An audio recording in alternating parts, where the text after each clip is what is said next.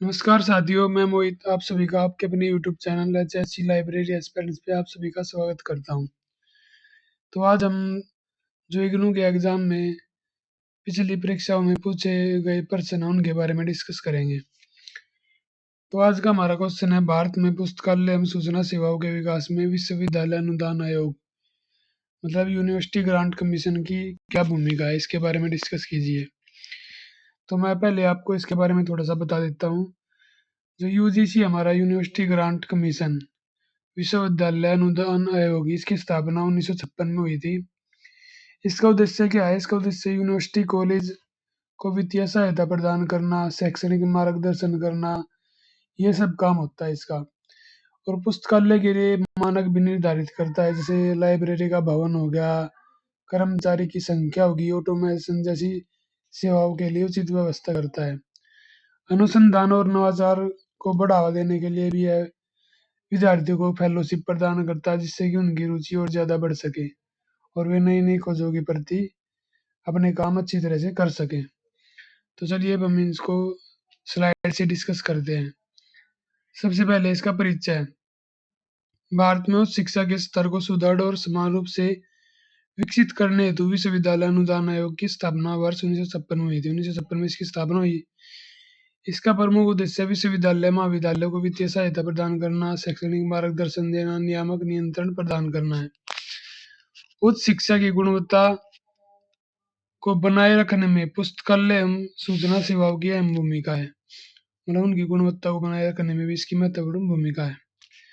फिर हम यूजीसी की भूमिका पुस्तकालय एवं सूचना सेवाओं के विकास में इसके बारे में डिस्कस करेंगे। सबसे पहले क्या है, इसकी वित्तीय सहायता प्रदान करना। यूजीसी विश्वविद्यालय और महाविद्यालय के पुस्तकालय को पुस्तकों, पत्रिकाओं, ई संसाधनों एवं उपकरणों की खरीद हेतु अनुदान देती है। उनको ग्रांट वगैरह प्रदान करती है। इससे पुस्तकालयों में नवीनतम सामग्री उपलब्ध होती है, जो छात्रों एवं शोधार्थियों की आवश्यकताओं को पूरा करती है। तो सबसे पहला वित्तीय सहायता प्रदान करती है। फिर पुस्तकालय मानकीकरण और मार्गदर्शन। तो जैसे पुस्तकालय का भवन है, भवन संग्रह है, कर्मियों की संख्या है, शौचालन है, इन सब के लिए मानक तय करती है। इस प्रकार देश भर में पुस्तकालयों में एक समान गुणवत्ता और स्तर सुनिश्चित होता है। इससे सूचना प्रौद्योगिकी का विकास। यूजीसी ने पुस्तकालय को आईसीटी आधारित सेवाओं की ओर अग्रसर किया है, जैसे इनफिलिपनेट अपना इंफॉर्मेशन एंड लाइब्रेरी नेटवर्क। इसकी स्थापना 1951 में की गई थी। इसका बड़ा उदाहरण है मतलब यूजीसी का, जिसने विश्वविद्यालयों को डिजिटल लाइब्रेरी, ई जर्नल, ई बुक्स और शैक्षणिक डाटाबेस उपलब्ध करवाए थे। तो अब हम चौथे नंबर पर डिस्कस करेंगे राष्ट्रीय पुस्तकालय एवं सूचना नेटवर्क। इनफिलिपनेट के अंतर्गत यूजीसी इन्फोनेट डिजिटल लाइब्रेरी कंसोर्टियम बनाया गया, जिसके द्वारा विश्वविद्यालयों को विश्व स्तरीय ऑनलाइन संसाधन उपलब्ध होते हैं। मतलब ये कि अपना जो यूजीसी वो लाइब्रेरी कंसोर्टियम हमने कल पढ़ा था ना, जिसमें मतलब दो या दो से अधिक लाइब्रेरी को कंबाइन करके वे अपने संसाधनों को साझा करते हैं, तो उसमें भी इसका योगदान है। यह शोध और शिक्षा की गुणवत्ता को बढ़ाने में भी सहायक है। मानव संसाधन विकास। यूजीसी पुस्तकालय विज्ञान और सूचना विज्ञान की पढ़ाई को बढ़ावा देता है। जैसे पुस्तकालय विज्ञान है, सूचना विज्ञान है, इनकी पढ़ाई को बढ़ावा देता है। नेट सेट जैसी परीक्षाओं के माध्यम से योग्य पुस्तकालय एवं सूचना पेशेवर तैयार किए जाते हैं इसके द्वारा। तो मानव संसाधन के विकास में भी इसका योगदान है। अनुसंधान और नवाचार को बढ़ावा। यूजीसी शोधकर्ताओं को अनुदान और फेलोशिप प्रदान करती है, जिससे पुस्तकालय संसाधनों का अधिकतम उपयोग होता है। यह पुस्तकालय को शोध गतिविधियों का केंद्र बनाने में सहायक है। फिर हमारा राष्ट्रीय ज्ञान आयोग और ई गवर्नेंस। यूजीसी ने राष्ट्रीय ज्ञान आयोग और ई गवर्नेंस से योजनाओं के माध्यम से पुस्तकालय सेवाओं को डिजिटल रूप दिया, मतलब डिजिटलीकरण में भी हेल्पफुल है अपने। इससे जानकारी तक त्वरित और सरल पहुंच संभव है, मतलब जल्दी जानकारी तक पहुंच सकते हैं इससे, इसके पास यूजर्स होते हैं जो हमारे। फिर इसका निष्कर्ष है, भारत में यूजीसी ने पुस्तकालय और सूचना सेवाओं को आधुनिक बनाने में महत्वपूर्ण योगदान दिया, मतलब मॉडर्नाइजेशन की तरफ ले जाने में बहुत ही ज्यादा योगदान है इसका। इसके प्रयास से पुस्तकालय एवं पुस्तकों के भंडार न रहकर सूचना केंद्र और ज्ञान का आधार बन गए हैं। मतलब केवल पुस्तकों को भंडार मतलब पुस्तकों को संग्रह नहीं किया जाता, बल्कि वे सूचना केंद्र और ज्ञान का आधार भी बन गए हैं।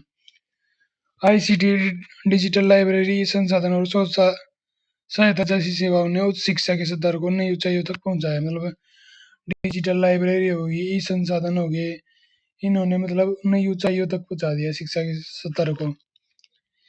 अतः कहा जा सकता है कि भारत में पुस्तकालय और सूचना सेवाओं के विकास में यूजीसी की भूमिका अत्यंत महत्वपूर्ण और निर्णायक है। तो यहाँ पे हमारा ये क्वेश्चन कंप्लीट होता है। तो अब हम जैसे यूजीसी ग्रांट कमीशन की क्या भूमिका मतलब अपने पुस्तकालय के उसमें, तो अब हम नेक्स्ट क्वेश्चन की तरफ चलते हैं। यहाँ पे ये अपना दूसरा क्वेश्चन है जो प्रीवियस ईयर में आया हुआ है। शैक्षिक पुस्तकालयों में इफ्ला की भूमिका। सबसे पहले इफ्ला क्या होता है? International federation of library association and institutions. इसकी स्थापना कब हुई थी? 1927 में। यह संगठन क्या करता है? अपना विश्व भर के पुस्तकालय, सूचना केंद्र, पुस्तकालय विज्ञान के विशेषज्ञों को एक मंच प्रदान करता है। लाइब्रेरी स्टाफ को प्रशिक्षण करने में मदद करता है सेमिनार के माध्यम से। सूचना के मुक्त प्रवाह पर भी जोर देता है ताकि हर वर्ग तक शिक्षा पहुंच सके। अपनी वैश्विक सहयोग पर जोर देता है जिससे कि अंतर्राष्ट्रीय सहयोग बढ़ सके अपना। तो चलिए अब हम इसको स्लाइड के थ्रू देखते हैं। इफ्ला का परिचय। इफ्ला की फुल फॉर्म आपने देख लिया। इसकी स्थापना 1927 में हुई थी। मुख्यालय हेग और नीदरलैंड में इसका। यह संगठन विश्व भर के पुस्तकालय, सूचना केंद्र और पुस्तकालय विज्ञान के विशेषज्ञों को एक मंच प्रदान करता है। मतलब एक मंच प्रोवाइड करता है जिससे कि वे डिस्कस कर सके कि क्या क्या मतलब पुस्तकालय सेवा को कैसे बढ़ाया जा सकता है, उनके विकास पे कैसे जोर दिया जा सकता है।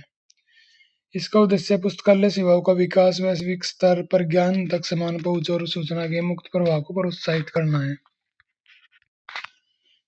शैक्षिक पुस्तकालयों में इफ्ला की भूमिका। अब हम इसकी भूमिका देखेंगे। मतलब ये मानकीकरण, मानक डिसाइड करता है, सूचना तक समान पहुंच करने में मदद करता है, शोध और विकास में भी महत्वपूर्ण भूमिका निभाता है। तो मानकीकरण क्या होता है? इफ्ला शैक्षिक पुस्तकालयों के लिए विभिन्न प्रकार के मानक और दिशा निर्देश तैयार करता है। इससे पुस्तकालय सेवाओं की गुणवत्ता बनी रहती है और विश्व भर में एक रूपता आती है। उदाहरण के लिए कैटलॉगिंग, वर्गीकरण और सूचना संगठन संबंधी मानक ये तैयार करता है। सूचना तक समान पहुंच। इफ्ला यह सुनिश्चित करता है कि शिक्षा प्राप्त करने वाले सभी वर्गों को समान रूप से सूचना और ज्ञान प्राप्त हो सके। मतलब समाज का कोई भी वर्ग हो उस तक समान शिक्षा का पहुंच सके, मतलब शिक्षा आसानी से पहुंच सके, ये भी डिसाइड करता है। इसके लिए यह डिजिटल संसाधनों, लाइब्रेरी और ओपन एक्सेस पहल को प्रोत्साहित करता है। ओपन एक्सेस क्या होती है? मतलब बिना लाइब्रेरियन की मदद के आसानी से उपयोगकर्ता अपना डाटा सर्च कर सकता है। शोध और विकास। शैक्षिक पुस्तकालयों में अनुसंधान गतिविधियों को बढ़ावा देने तो इफ्ला नई तकनीकों और संसाधनों के उपयोग पर बल देता है। मतलब नई नई टेक्निक की खोज करता है। यह शोधकर्ताओं को सूचना स्रोतों का आसान पहुंच दिलाने के लिए विभिन्न कार्यक्रम संचालित करता है। मतलब बहुत सारे कार्यक्रम डिसाइड करता है, सेमिनार वगैरह करवाता है। पुस्तकालय कर्मियों का प्रशिक्षण। इफ्ला पुस्तकालय अध्यक्षों और सूचना पेशेवरों के लिए सेमिनार, वर्कशॉप और प्रशिक्षण शिविर आयोजित करता है जिससे कि मतलब उनको बेहतर प्रशिक्षण मिल सके। सूचना प्रौद्योगिकी का समावेश। आज के समय में शैक्षिक पुस्तकालय के विकास के लिए सूचना और संचार प्रौद्योगिकी का प्रयोग अनिवार्य है। इफ्ला इस दिशा में विशेष कार्य करता है। यह ई पुस्तकालय, डिजिटल आर्काइव, ऑनलाइन डेटाबेस और इंटरनेट संसाधनों के उपयोग को बढ़ावा देता है। मतलब जो डिजिटलीकरण की तरफ बढ़ावा देता है अपना। विकासशील देशों को सहयोग। इफ्ला विकासशील देशों में शैक्षिक पुस्तकालयों के विकास के लिए वित्तीय, तकनीकी और बौद्धिक सहायता प्रदान करता है। इससे वे भी वैश्विक स्तर पर सूचना संसाधनों से जुड़ पाते हैं। तो विकासशील देशों को सहयोग करता है, वित्तीय सहायता प्रदान करता है। सूचना के मुक्त प्रवाह का समर्थन। इफ्ला शैक्षिक पुस्तकालयों में सूचना की स्वतंत्रता और बौद्धिक स्वतंत्रता को बढ़ावा देता है।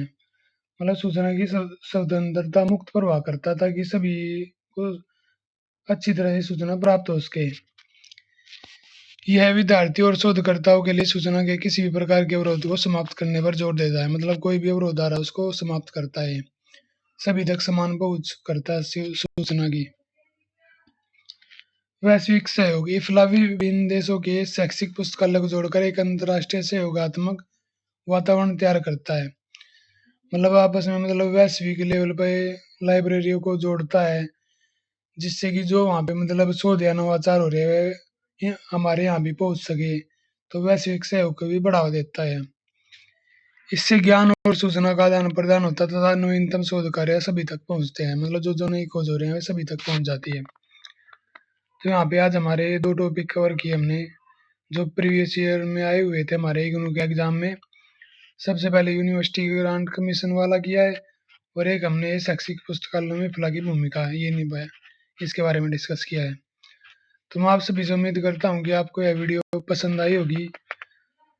वीडियो को लाइक कीजिए, शेयर कीजिए और इस पर कमेंट भी कीजिए, और चैनल को सब्सक्राइब कीजिए, और बेल आइकन को भी प्रेस कीजिए ताकि जो भी नई वीडियो मैं बनाऊँ सबसे पहले आपके पास पहुंच सके।